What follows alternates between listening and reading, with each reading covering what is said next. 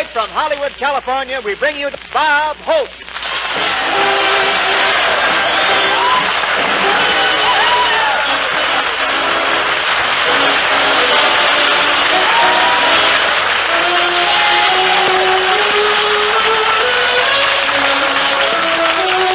Thank you. I pick up your options. Be back next Tuesday. Thank you. I got my car out today and drove down Hollywood Boulevard. I didn't intend to, but my tires were loose and I was trying to catch up to them. You still can't get new tires, and the old ones are really in shreds, and it's wonderful. You can not only knock a pedestrian down, but you can give him 40 lashes at the same time. We certainly do have a pedestrian problem here in California, a pedestrian problem. That's when a Pierce arrow hits you and Pierce Brothers gets you. I'm not saying the cars were jammed together today, but I got stalled and lifted up my hood, and 2 Fords drove out. People don't get hooked bumpers here anymore. They get locked windshield wipers.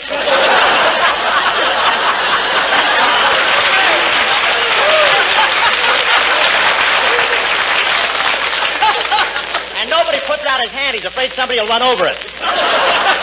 But it's really dangerous driving in this weather. The low ceiling is forcing the women drivers down. And boy, those women drivers are really confusing. I drove behind one today. She signaled all 3 ways, then went straight up.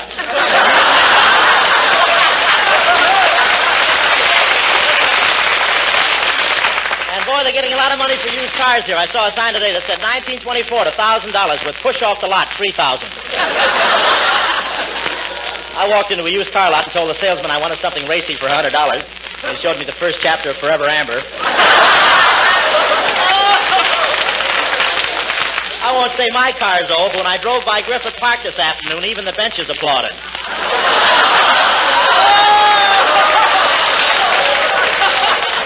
Might as well make up your mind to laugh at it. I've got 8 years left on my contract.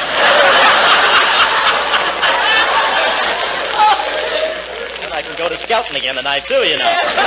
But they've really thought of some wonderful improvements on those new cars. They have everything. They even come equipped with a mirror underneath the car. That's for fastidious pedestrians who want to die with their ties straight. See, that's the mirrors under the car. I better put a mirror under the bench in Griffith Park and throw the whole thing out the window. And the cigarette lighter now has a rubber tube going under the floor. It's for women drivers, and it's really wonderful. The exhaust keeps their cigarettes going while they're steering with their feet while they pull their girdles down with their hands.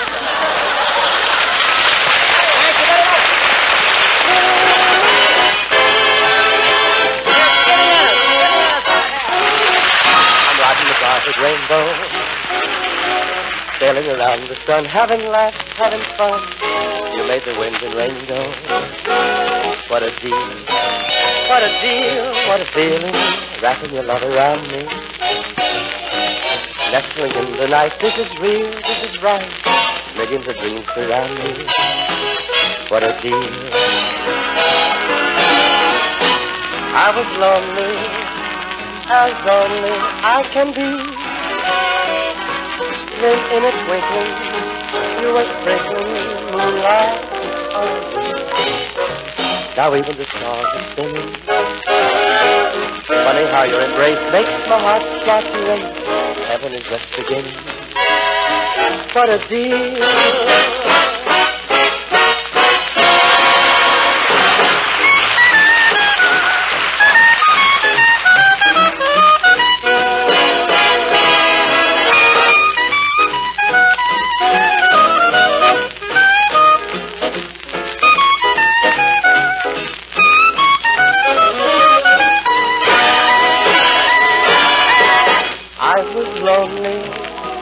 As only I can be. Then in a twinkling, you were sprinkling moonlight on me. Now even the stars are spinning.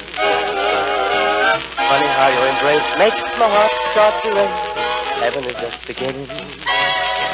What a deal. Baby, what a deal.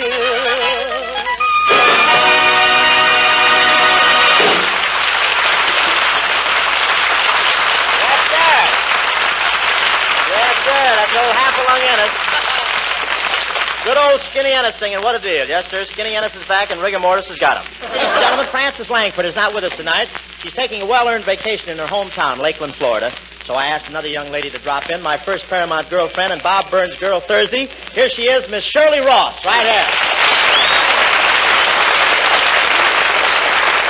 Thank you, Bob. Gee, Shirley, you on my program again. This is like old times. Yeah, I remember your first broadcast, Bob. You sat in the corner all during the show, biting your fingernails. Gee, you were sure nervous. I wasn't nervous, Shirley. I was hungry. But I treated you pretty well in those days, Shirley. After every broadcast, we'd head for Ciro's, the Macombo, the Trocadero. Yeah, Bob, but it was so silly. What was silly about it? Taking such a roundabout way to go to the chili bowl. Well, I couldn't go in those places without a clean sweatshirt. Tell me, Shirley, what are you doing these days? Well, I'm with another Bob now, Bob Burns. Oh, yeah, the guy with the horn. Quite a difference being with me, isn't there? Yeah, there certainly is. He can put his away nights.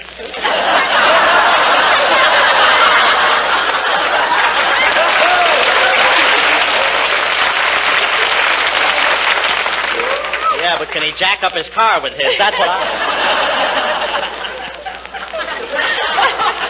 But, Shirley, remember those good old days when we made that picture? Thanks for the memory together. Oh, sure, Bob. You were a poor but honest novelist, and I was your loyal wife. Yeah, and remember that scene where we were sitting in our Greenwich Village apartment wondering where our next landlord was coming from? Uh-huh. Roland.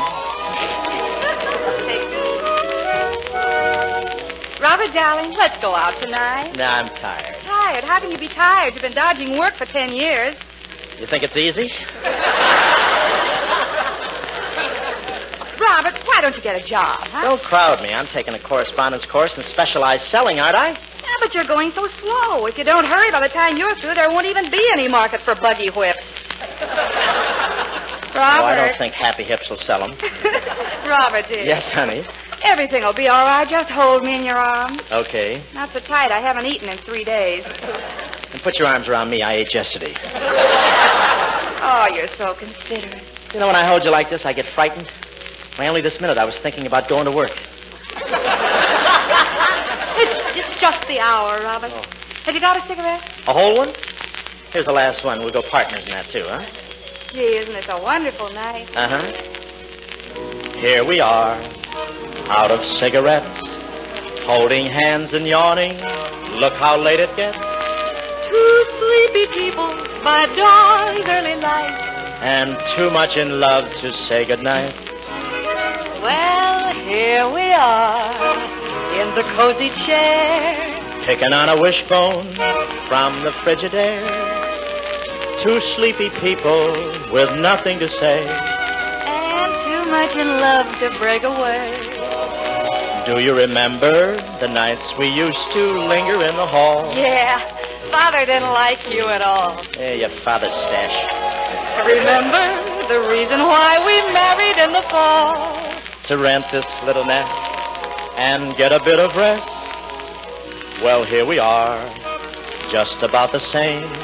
Foggy little fella, Drowsy little dame. two sleepy people by dawn's early light. And too much in love to say goodnight. Ah, here we are, crazy in the head. Gee, your eyes are gorgeous, Oh, thanks. even when they're red. Robert, is that the milkman? Now that's dawn breaking. Do you remember the nights we used to cuddle in the car, watching every last fading star? Oh, sure. And remember, the doctor said your health was under par. And you, my little snooks, were ruining your looks. Well, here we are, keeping up the pace. Letting each tomorrow slap us in the face. Two sleepy people by dawn's early light. And too much in love to say Good night. Good night. Good night, Shirley. Thank you, Shirley Ross. And stick around. We've got some big coming.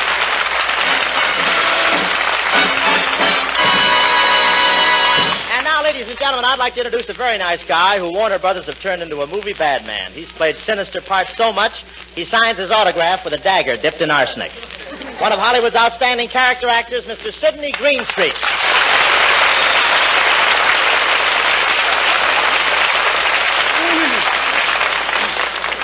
Say, Thank you. I like that introduction, Bob. One of Hollywood's outstanding character actors. Yes, I thought it was very fitting.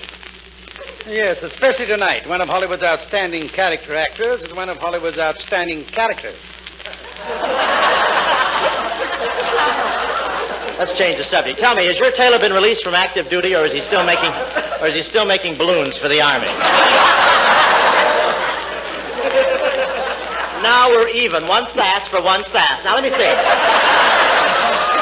But you're opening up in a new picture soon, aren't you, Sidney? That's right, Bob. It's called Devotion. Devotion. What's it a story about? Crosby and his wallet? No, not exactly, Bob, but I'm making a picture now called A Very Rich Man. What's it about? Crosby and his wallet? No fooling. You're really rich, huh? Rich, just to give you an idea, I have butter I don't even keep in a safe deposit vault. Well, you're a natural for the title role in A Very Rich Man, Sidney. A natural? Sure, anybody can see you're really loaded. What time do you go off? But, Sidney, you're wonderful in those menacing roles and pictures. You know, you really make those parts live. Why, once I fainted during one of your pictures. Well, I once fainted during one of your pictures, too, Bob. Oh, was my performance that convincing? No, I'm a stockholder in Paramount.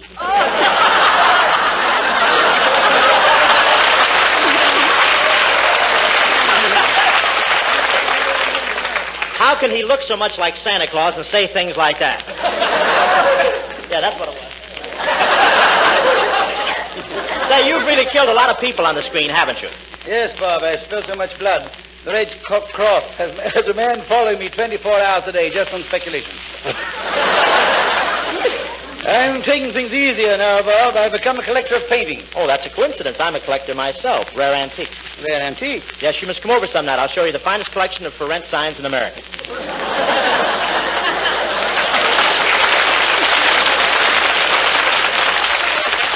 Why, you act like you're all living inside. What is that? No, I'm serious about my collection, Bob. I am interested in the finer things. I never pass up a chance to pick up a specimen of rare beauty.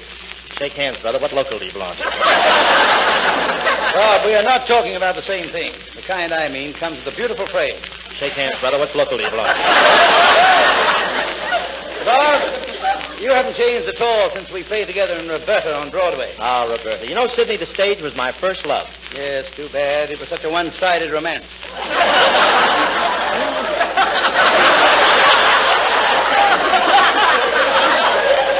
How about that? This guy commenting on anything one-sided.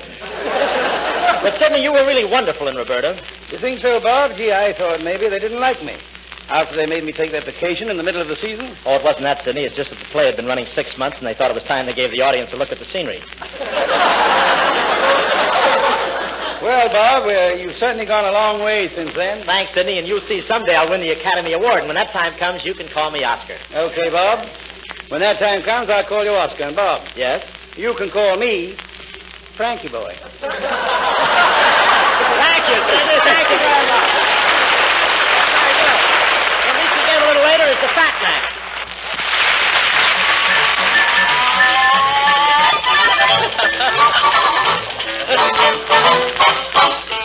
If you want to say in a different way, I'm so in love with you. Say higgity-o, siggity-o, and liggity-up, siggity-you, and higgity-op, you liggity-of me too. If you can't resist, have that kiss, is all you gotta do.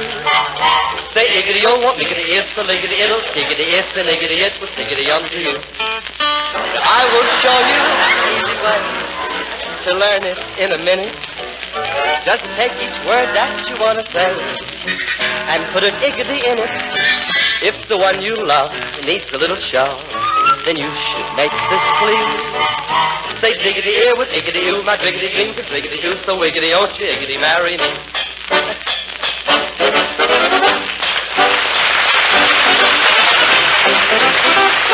Please music this out of the La Brea Talker.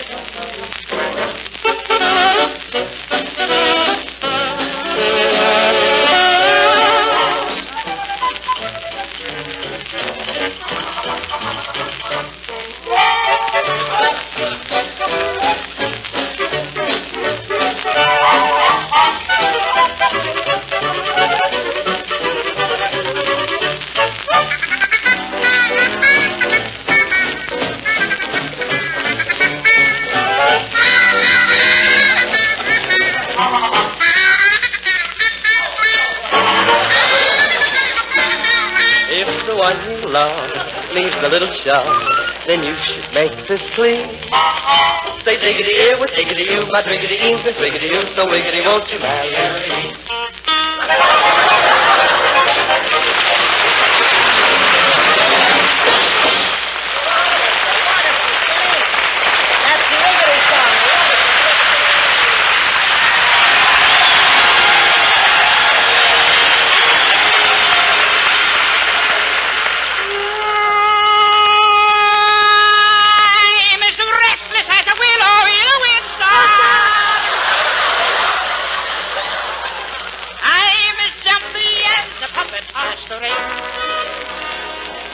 I'd say that I had suffering fever, but I know it isn't a safari. I am starry-eyed and vaguely discontented, like a nightingale without a song to sing. Oh, why should I have a suffering fever when it isn't even a safari? I keep wishing I were someone else, walking down a strange nursery, hearing words that I have never heard from a girl I have yet to meet. There you are. Have I met you somewhere before? Tourist. I'm as busy as a spider spinning a daydream. I am as giddy as a baby on a swing. Whee, whee, whee. I haven't seen a crocus or a rosebud or a robin on the wing. Ah, but I feel so gay. Get up and call the way. But I know that it might as well be spring. I admire as well. It might as well be. It might as well be spring. It could be winter, summer, cotton, or most any other thing. So it might as well be a safari.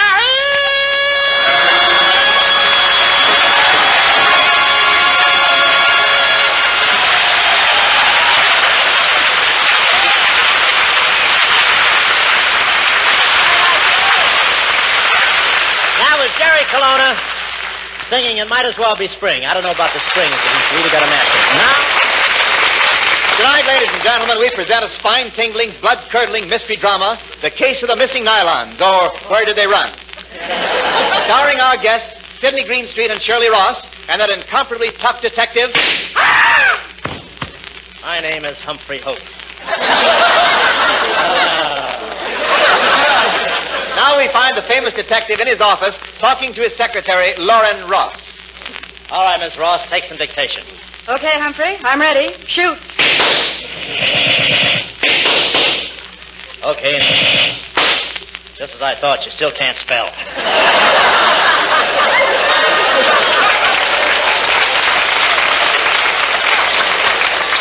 And a box of Snickers with a sound man.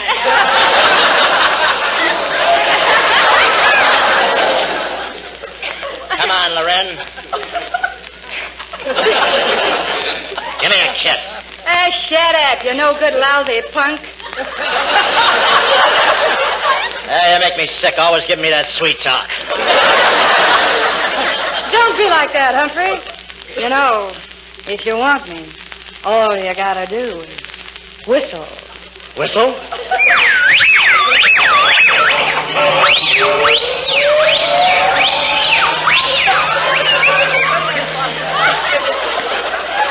Think I'm too anxious? Let's get to work, Humphrey. We've got some important cases here. Yeah, I'm expecting a call now on the case of the missing nylons from Operative U3. Hello. Is this U3? What? Is this U3?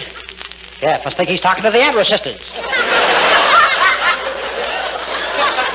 Just a second, Hope. I want to reach back into the telephone and see if I can get my nickel back. portrait of the supervisor.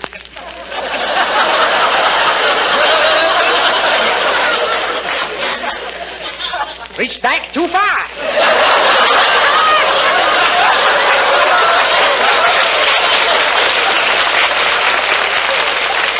Listen, operative, you three, what about the nylons? The nylons? Yes. Why, I washed them and hung them up for you last night. Tell me, Colonna, do idiots ever marry? Of course, Hope. Who's the girl?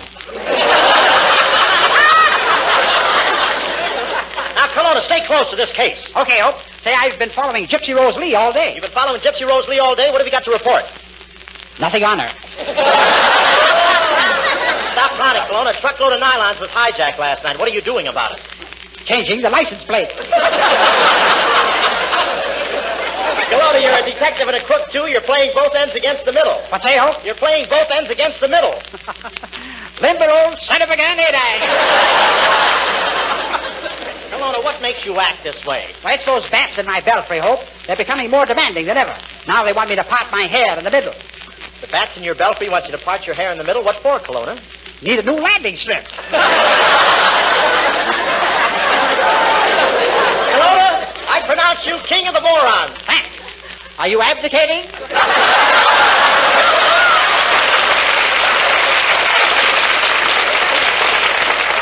Please start tracking down the missing nylons. Don't worry, Hope. I'm very busy working with the FBI. The FBI, Federal Bureau of Investigation? Hope. Fat blonde. Fat blonde, Professor, that's only FB. What about I? Okay, I'll get one for you, too. Well, good news, Hope. I found your nylons. Come to the abandoned warehouse at the foot of Main Street. I'll meet you there. Well, what did Colonna have to report? Huh? He's found the nylon thieves, but it'll take a good nose to follow their trail. A good nose? Yeah, you think I should bring a bloodhound along? I like you. You're so silly. Come on, Shirley, let's go down to the abandoned warehouse.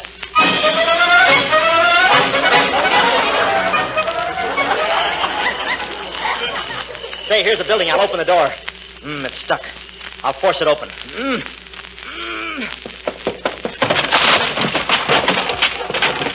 Oh, thanks, Shirley. Gee, it's dark in here. Around the neck with two big hairy arms. Quiet, Shirley. You know I'm wearing my raccoon coat. Well, here's where we're supposed to meet Colonna. I'll signal him.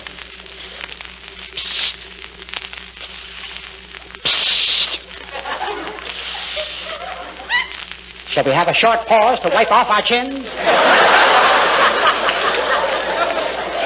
Come on, Colonna. Let's catch the crook. Okay, follow me. Right in here. Okay, boss. Here they are. Thank you, Professor.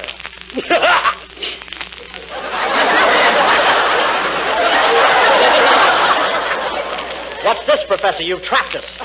Ah, yes, Hope. You're in my power, you fool. I guess you didn't know you were dealing with the fat man. I know. I thought he was still singing on that cheese program. Sidney Greenstreet, are you the crook? After all these years at Warner Brothers, what did you expect me to be, Judge Hardy? I regret this, Hope, but I'm afraid I'll have to put you out of the way. Oh, please don't. Well, Miss Ross, we'll give you your choice. You can either have a pair of nylons, or we'll let Hope live. Oh, she'll stick by me. She's a real woman. Well, what sizes do you have? Yes, sir, she's a real woman. Enough of this, Hope. Gaze into my eyes. You're in my power. Do my bidding. You'll fulfill my slightest wish. You'll obey my every whim. This guy's crazy. He thinks he's my sponsor. Well, let's get started. Get the ropes, Colonna. Ropes! Help! Help! That won't do you any good. I'm going to tie you to the chair, and the warehouse will gradually fill up with water. The water will rise higher, higher, higher, and then... The warehouse will fill up with water. Where's all this water going to come from? You native son.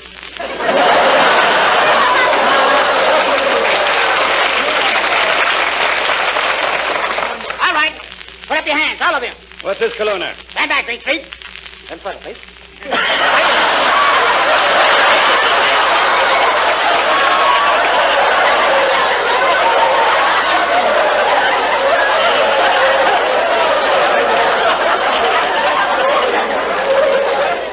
Now you can get the truck in. Go ahead.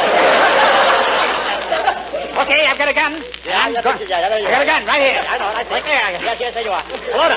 I got a gun, and I'm going to hijack those nylons. Colonna, that's hijack. Why do you say hijack? Oh, sorry, Hope. I just didn't want you to think I was snubbing you. Well, so long, sucker. What do you know? Colonna double-crossed you, Greenstreet. He's driving off with the nylon. Stop him, Bob. I can't. I haven't got a gun. Gee, I haven't got a gun either. I haven't got a gun either.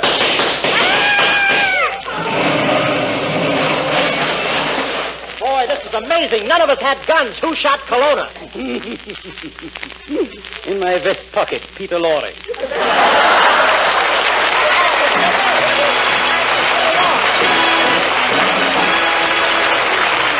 Well, thanks for the memory. Thank you. Thanks to Sidney Greenstreet and my gal Shirley Ross. Well, sir, unless anybody in the front row has 30 or 40 jokes and snappy sayings, that about flips the hedge for another week.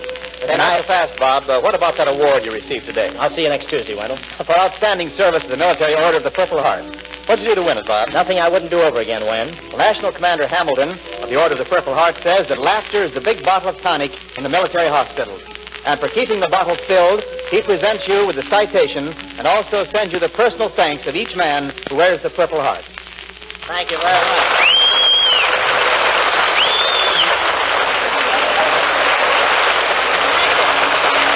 Thank you very much, Wen. Thank you, ladies and gentlemen. That's nice. Thank you very much. I'd feel better about this if I could go around thanking you men who wear the Purple Heart. We bumped into a lot of you fellas at a time when you didn't have much to laugh about, except you laughed. Or if it hurt too much to laugh, you gave out with a big smile. Today, a bit of ribbon on your coat is often the only indication that you've won the Purple Heart. Just a piece of cloth, that's all it is. But, folks, when you've been up close to pain and suffering, the fighting spirit that went into that little piece of cloth, it sort of takes on the glory of another piece of cloth. Oh, glory. Good night.